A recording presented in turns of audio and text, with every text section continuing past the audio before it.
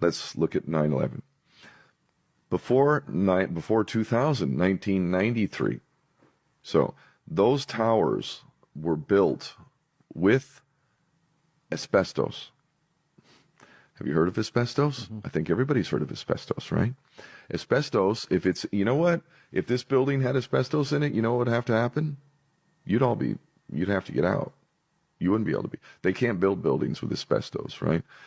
Well, by the 90s, it became clear that the asbestos in the trade towers, the Twin Towers, was killing people because they were getting cancers. Of course, all the businesses and the moneyed interest in those buildings did their best to hide it, as they do. But eventually, some suits had come through, and it became clear that the precedent had been set. These buildings had asbestos. The asbestos was getting into the lungs of people. They were developing cancers directly related to the asbestos in the buildings. That was a known fact. Now, the Port Authority of New York, which is Jew-controlled, Manhattan is controlled by the Jews. I'm sorry, all the big real estate, pretty much. Oh, yeah, that's anti-Semitic. Oh, it's true, though. Wait, are you allowed to say true anti-Semitic? Oh, for fuck's sake. So, the Port Authority, who owned the Twin Towers, wanted to get out from it. They wanted to sell it. But nobody would buy it.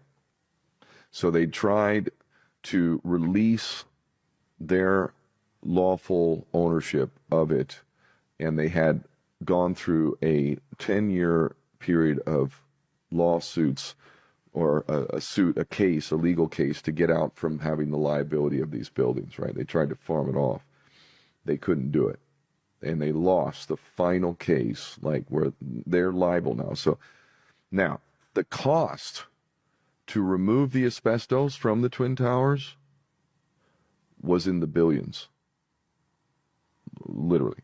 So these buildings were actually already half empty come 2000, 2001. They were already, Bear Stearns, I think, or I forget, and one of those, they had already moved out because a case had come through, and like, it was the precedent. Like all the companies that are leasing in that building are now going to be sued from anyone who gets any cancer, which is going to happen because there's a lot of long-term employees in there. So the buildings, again, everything I'm saying here, I can back up. I will destroy anybody who wants to debate me on this. I'll make them look stupid. These buildings were worthless. The cost of removing the asbestos was worth far more than the actual buildings themselves. The Port Authority had lost its long-standing attempt to get out from under the buildings, and we now reach 2001, July, and lo and behold, 2 Jewish billionaires buy these buildings. Most don't know. I don't know any of this. Frank Lowy, Lucky Larry Silverstein. 2 Jewish billionaires. So these are Jewish billionaires. Usually businessmen are kind of savvy about things. Usually, if you're looking at a business deal where the Port Authority is trying to get rid of buildings that are full of asbestos because the liability that they would incur from trying to remove that stuff is in the billions, and they haven't been able to get rid of it. They've tried a lawsuit. They've tried a suit to get out. They can't do it. And now that these buildings are truly nothing but billions of debt and liability, 2 Jewish billionaires, Frank Lowy and Larry Silverstein, connected directly to Mossad. What is the motto of Mossad? By way of deception, thou shalt do war. These 2 Jewish billionaires connected directly to the power structure within Israel and Mossad take control of the buildings. Guess what that means? Mossad had full access to the buildings for 2 months previous to 9/11, 2001. Because they just bought the buildings. Now, in that time that they bought the buildings, they doubled the insurance on the buildings. They increased the insurance. So they increased their policy on these worthless buildings. Okay, that's interesting. So these 2 Jewish billionaires just transferred billions of liability into their hands and increased the insurance. On the day, this is fairly well known, but again, people who don't know and don't care about truth and happy fucking go along with whatever they're doing in their lives, there's put options that were predicting the fall of American Airlines stock that we know are connected to the CIA. And we saw on that day, everybody was betting on the stock going down. Kind of worked out well there, because when the buildings got hit by planes, the stock of the airline companies went down, and so they made a killing. Larry Silverstein and Frank Lowy, the two Jewish billionaires who had control of these buildings, which meant the whole control of the security of the buildings was in the Jewish billionaires' hands. Mossad, we have actual video proof evidence that shows Mossad operatives in the buildings with blasting caps. So they were actually planting some explosives in the buildings, but that's not how they brought the buildings down. This is all fact. On 9/11, we saw two aluminum cans run into these steel frame buildings with girders that wouldn't even budge from that aluminum can known as a plane. And there's so many other things to throw us into smoke and mirrors, but the bottom line is if we just accept planes, there's a lot of stuff to show that it's holograms, but that just makes it harder. Let's just accept that they're fucking planes, all right? So these planes, these aluminum cans, hit buildings that are steel framed, and we see the buildings on fire. All right, first building gets hit, then the second one. Now, I'm up too in Hawaii. We were all watching this, were we not? We were all watching this, like the moon landing that didn't happen. In fact, when I was being born, they were watching it. I swear to God, my mom was in labor 17 hours. They were watching the fake moon landing while I was being born in the fucking delivery room. So anyway, on 9/11, these buildings get hit, and then we saw the buildings come down. We saw the buildings come down. Now, first off, I know Richard Gage, the head of architects and engineers for 9/11 Truth. I also was friends with a dear, lovely man, the chief fire investigator, Rudy Dent, who lost 444 of his brothers. I know both of these men. I have a beautiful relationship with Richard Gage, architects and engineers for 9/11 Truth. They all came out and said there was no way that an aluminum can with jet fuel is going to burn the support beams and bring those buildings down. That is not engineering possible at all, period. Rudy Dent, the chief fire investigator who reported on famously, he paid as well. He died from all the smoke that they inhaled. That's toxic asbestos and all sorts of shit they inhaled. On 9/11, when that happened, when I was watching it, I realized, like, fuck me, man. I have to get out of Dodge. And I told my mom within a day or two, I said, Mom, I can't stay here. I knew I couldn't keep my mouth shut. I knew it was some sort of false flag. And I was right. And within a year, I was on CNN live. There's footage. You can watch my CNN interview. I said live on CNN because it was live. On the Hard Talk interview that I did in 2003, I didn't say it because that's recorded like this. But on a live interview, now I can say it. I said that the United States government was either directly involved or complicit with 9/11. I don't know of anybody who said that. Nobody. If you can find anybody who said it on international news media before me, I'll be shocked. Is it debatable whether two Jewish billionaires bought these worthless asbestos-laden buildings that transferred billions in debt to them or liability to them? That's not debatable. That is not debatable. That's not a very good business decision, but boy, they did get real lucky, didn't they? And guess who they blamed it on? Who'd they blame 9/11? 19 dudes with fucking box cutters who hijacked planes that brought down two buildings, brought down three buildings with two planes. They say debris from one of the towers hit a corner of the building 7, and that's what brought it down into its own footprint. This is a fucking joke. Nobody with any kind of critical thinking would buy this, and it's proof positive. I've said this is the litmus test. Not only that it's an inside job, you idiots, but that it was an inside job based on the very, very well-declared principle of by way of deception thou shalt do war, Mossad. Who makes money from war? I said it earlier. The bankers. Who are the bankers? Jews.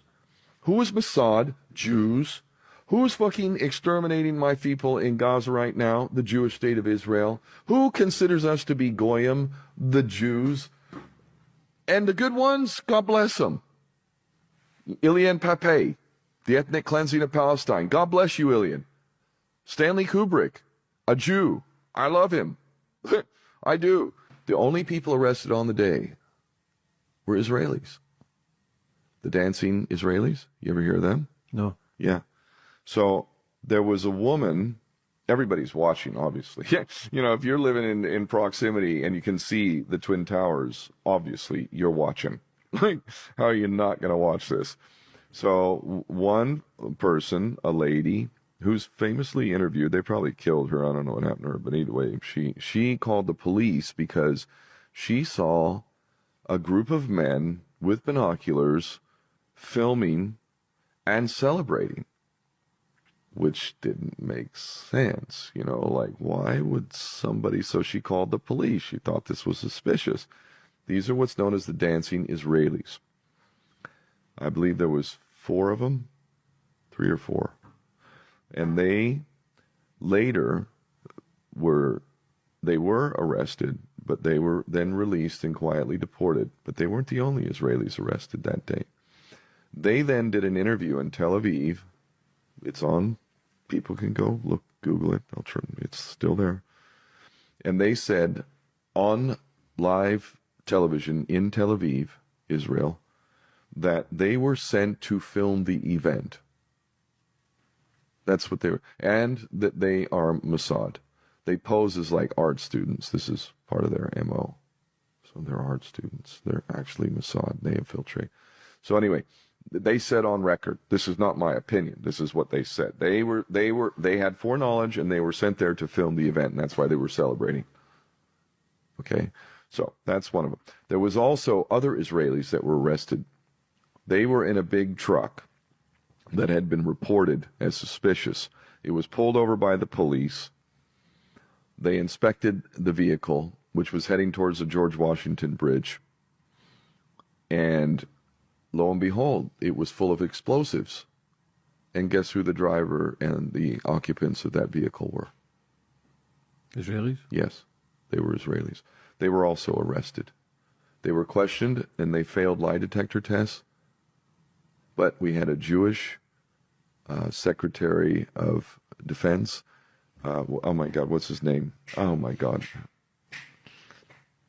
It was a Jew in the executive branch who quietly deported the Israelis with explosives, the Israelis who were caught dancing, and failed lie detector tests. A Jew in our government sent them home, nice and quiet like. Fox News actually did a story. Funny enough, Fox News. They did a really great story about this. And it only got told once, and they shut it down. But that is out there. The only people, and it exposed not only these ones that were arrested, but the biggest spy ring in U.S. history, Israelis. This was on Fox. They had proof. Like, this wasn't their opinion. These are all facts. Is that anti-Semitic? Oh yeah, the truth's anti-Semitic. The truth is truly anti-Semitic. You're not allowed to say these things. And only a crazy bastard like me will say these types of things. But it's true. And as I said earlier, truth is God and God is truth. What about bin Laden, who was doing the videos in a so-called cave? Obviously, we've seen people now with the orange jumpsuits pretending to be beheaded. We've got a green screen as if they're in the desert and it causes chaos and fear. But what about the bin Laden thing with the videos and he was involved and what was that? How was that? What's the truth behind that? It's the same thing as the 19 hijackers. They're CIA assets, and they get paid. They, in this case, remember Oswald, the one who supposedly killed Kennedy? What did he say before he got shot by a Jew in the gut and didn't get to testify? I'm a patsy. He said he was a patsy. He was a patsy. There's no way from the angle. I mean, anybody who does any analysis of the assassination of JFK, there's no way that Oswald could have done that. No way. Absolutely not. There's multiple shots anyway. So anyway, these idiots, they get paid by the CIA to like fly here, fly there, stay here. Mohammed Atta, the chief, hijacker, Mohammed Atta. was hanging out in Florida at a flight school where even the flight school instructor said those guys couldn't even fly a Cessna. Literally.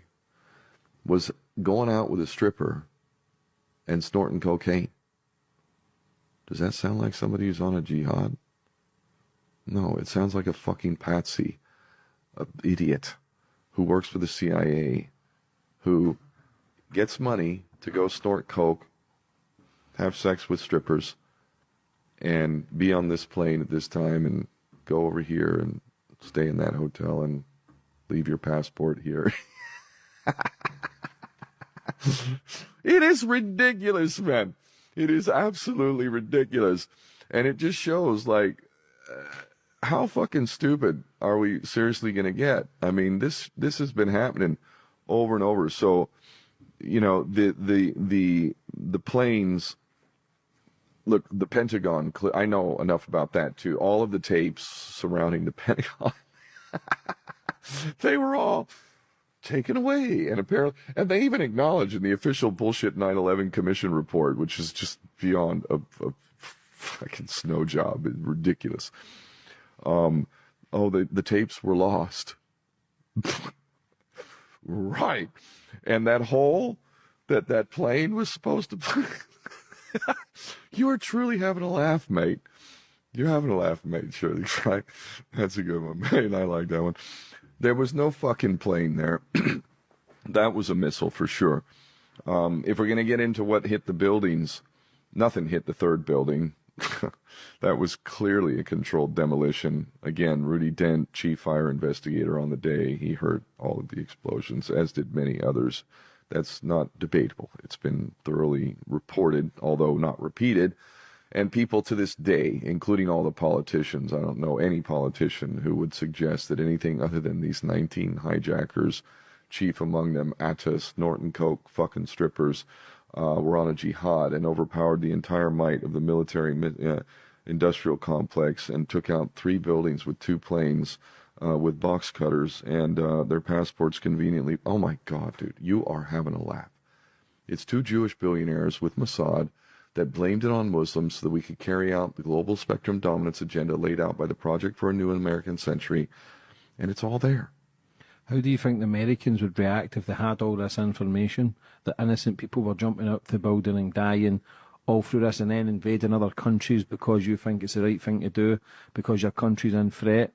How do you think the Americans would stand if they knew? There's a man named Alan Sabrowski. He is a professor at the Army War College at West Point. He is top level security level U.S. military. His credentials are undeniable. You can look online and you could find Alan Sabrowski. God bless you, Alan. He literally has said on record 100% what I'm saying. Israel did this, and he's talked to like Pentagon officials and like, if you want to destroy your political career, then you will open your mouth about this. If you want to destroy your political career, then you'll say the word genocide, even though it's bloody obvious. If you want to destroy your access to money, then you go ahead and speak like I'm speaking right now. Alan Sabrowski said, when the American people, to answer your question, when they find out, they're gonna be coming for the Jews' blood. They're gonna fucking destroy Israel. Question is, are they ever gonna figure it out? And we are closer now. See, and I'm the guy who's not even calling for that. I'm not, like, I want lawful prosecutions. If you committed war crimes and genocide and treason, that's a hangable offense right there. That's enough for me. I don't need no extrajudicial kill. I'm not going to lower myself to the level of my enemy. Because then who's different? Listen, if somebody's raping my child or whatever, like, obviously, there's situations that we can get into that would really not be good. But I've stood for law.